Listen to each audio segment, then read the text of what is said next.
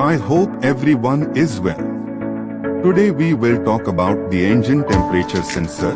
What does the temperature sensor do? How is it cleaned? And we will also clean the sensor. Those who have not subscribed to our channel, please subscribe to our channel so that you can watch every new video. Let's start the video.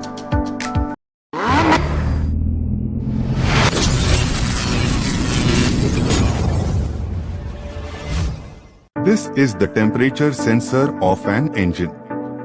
We will clean it and at the same time we will tell you its function. We will open it and then clean it with the help of a cloth or wire. The engine coolant temperature (ECT) sensor is a critical component that monitors your engine's operating temperature. Typically threaded into the cylinder head or intake manifold, it relays vital temperature data to the engine control unit (ECU) so it can adjust the air-fuel mixture, ignition timing, and cooling fans. The ECT sensor uses a negative temperature coefficient (NTC) thermistor. This means that as the engine heats up, the internal resistance of the sensor drops. Cold engine, high resistance sends a low voltage signal to the ECU, which enriches the fuel mixture like a manual choke to help it idle smoothly.